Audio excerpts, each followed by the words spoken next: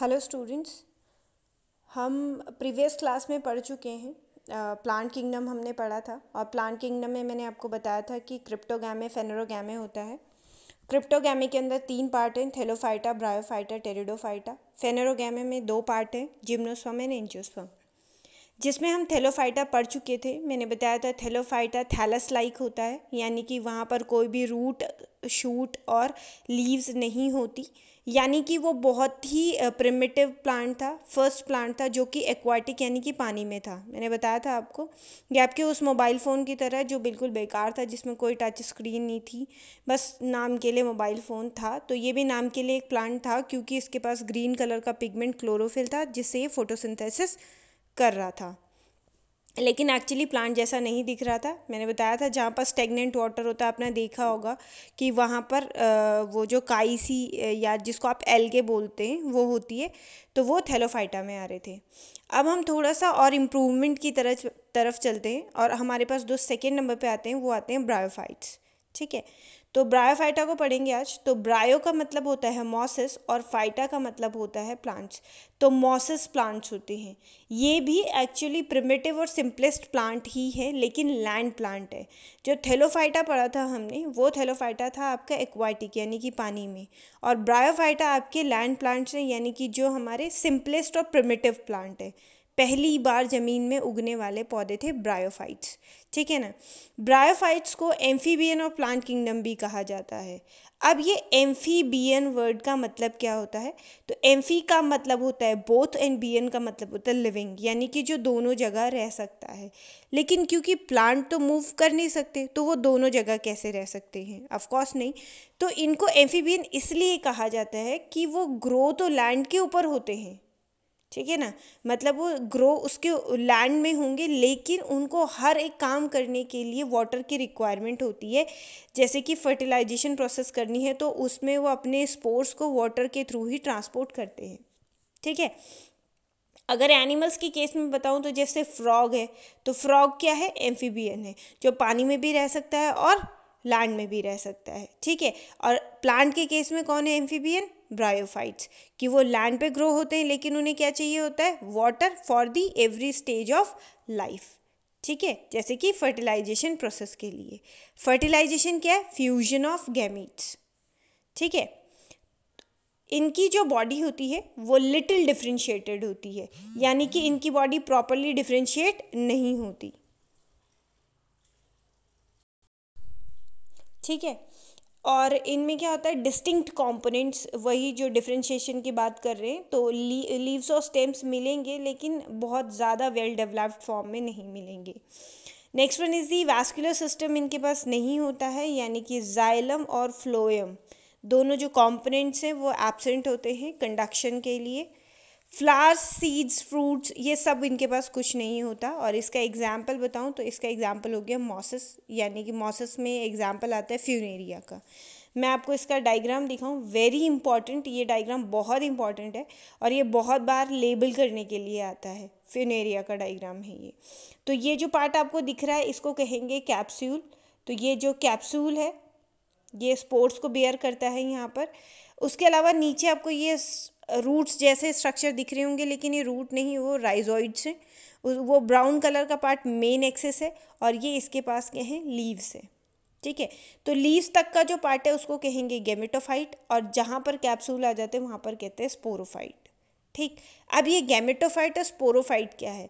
तो जो गैमेटोफाइट होता है वहाँ पर सिंगल, यानी कि सिंगुलर फॉर्म में होते हैं जो उनकी प्लांट बॉडी है, और स्पोरोफाइट में उनकी प्लांट बॉडी 2n यानी कि डबल फॉर्म में आ जाती है। ठीक है। इसका दूसरा, वैसे मैं गैमेटोफाइट और ब्रायोफाइट को अलग से भी समझा दूंगी आपको। ओके।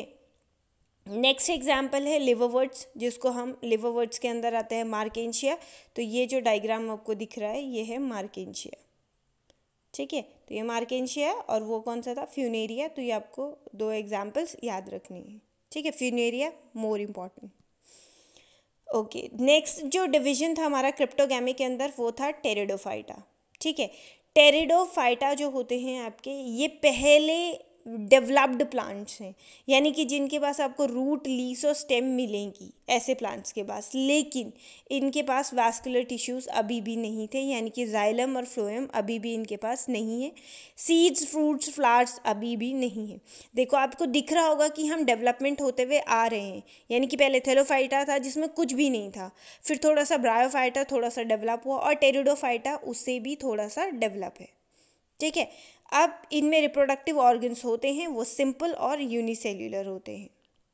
ठीक है, जो फर्टिलाइज्ड एग होते हैं वो लेटर ऑन एम्ब्रियो में कन्वर्ट होते हैं, जबकि पहले अगर प्रीवियस की बात करें यानी कि ब्रायोफाइटा, उनमें एम्ब्रियो होता ही नहीं है। ठीक है, तो इसके एग्जाम्पल हो गए फर्न्स। तो ये आपको डायग्राम जो दिख रहा है ये है फर्न्स। फर्न्स होप्सो आपने देखा हो कहीं, जंगल में बहुत ज़्यादा होता है ये। और मार्शीलिया तो आपको आसपास कहीं बहुत सारी जगह दिख जाएगा। ठीक है, मार्शीलिया तो इजीली आप, अगर आपके आसपास थोड़ा भी एरिया है जहाँ पर कुछ वेजिटेशन है, तो वहाँ पर मार्शीलिया इजीली आपको दिखेगा। तो मार्शीलिया का डायग्राम भी आता है, तो ये आपको बता दूँ, ये मार्शीलिया की लीव्स हैं, और ये रूट्स जो दिख रहे हैं इसमें, और इसमें राइजोम वाला पोर्शन है ये, और ये इसका स्पोरोकार्प है। आपको बस इसकी लेबलिंग याद रखनी है। ठीक है, चलिए अब हमारा क्रिप्टोगैमे हो गया ख़त्म। अब हम आ गए फेनेरोगैमे पे। तो फेनेरोगैमे के दो डिविजन्स थे, जिम्नोस्पर्म एंड एंजियोस्पर्म। अगेन हम एवोल्यूशन की बात कर रहे हैं, तो ऑफकोर्स ये जो आपके टेरिडोफाइटा हैं उससे ज़्यादा डेवलप्ड होंगी। तो जिम्नो का मतलब होता है नेक्ड, और स्पर्मा का मतलब होता है सीड। तो इसके पास सीड तो होंगे, यानी कि इसके पास रूट भी है, स्टेम भी है, लीव्स भी हैं, ये तीनों चीज़ें तो होंगी होंगी। इवन वैस्कुलर सिस्टम भी है। तो फर्स्ट वैस्कुलर सिस्टम जो डेवलप हुआ था वो था टेरिडोफाइटा में। तो उसके बाद जितने भी आएंगे सब में वैस्कुलर सिस्टम ऑफकोर्स हो गई। ठीक है, तो यहाँ पर इसके पास वैस्कुलर सिस्टम भी है, रूट, स्टेम, लीव्स भी है, लेकिन इसके पास फ्रूट्स अभी भी नहीं है। सीड तो हैं, लेकिन नेक्ड सीड है। सीड के बाहर की कोई भी, जैसे ये सीड है, सीड के बाहर कोई भी कवरिंग नहीं है। तो जो सीड होता है और बाहर क्या होता है, फ्रूट होता है। जैसे अपने मैंगो है, तो मैंगो का बाहर क्या होता है, फ्रूट, और अंदर क्या होता है, सीड। तो जिम्नोस्पर्म वो प्लांट है जिनमें सीड तो होता है लेकिन फ्रूट का फॉर्मेशन नहीं होता। इनमें लीव्स कुछ में सिंपल, जैसे कि पाइनस का ट्री है आपने देखा होगा, और साइकस का तो घरों में ही मिलता है इजीली, तो उनमें कंपाउंड लीव्स होती हैं। अभी बता देती हूँ क्या है ये।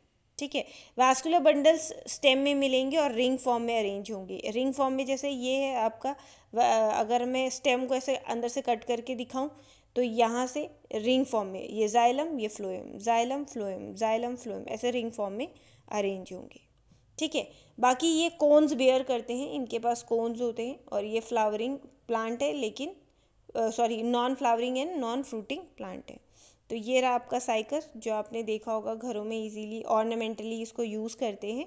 तो इसके सेंटर में एक कोन होता है यहाँ पर, और इसकी लीव्स आपको दिख रही होंगी, कंपाउंड लीव्स हैं, यानी कि एक ही में से बहुत सारी लीव्स निकली हुई हैं।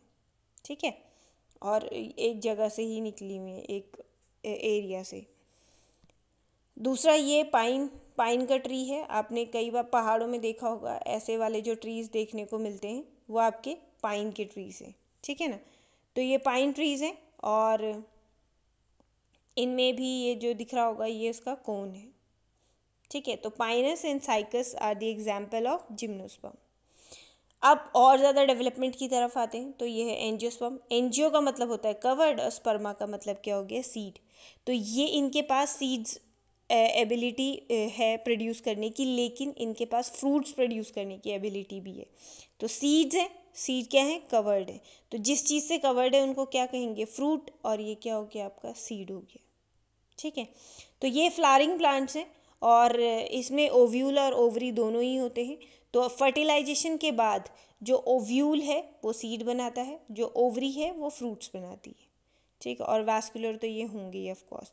तो जितने भी आपको फ्लावरिंग प्लांट्स दिखते हैं जिनमें फ्लावर्स होते हैं, वो सब के सब आपके क्या होते हैं, एंजियोस्पर्म होते हैं। Got it. अब एंजियोस्पर्म भी फर्दर दो टाइप में डिवाइड होता है, that is dicot and monocot.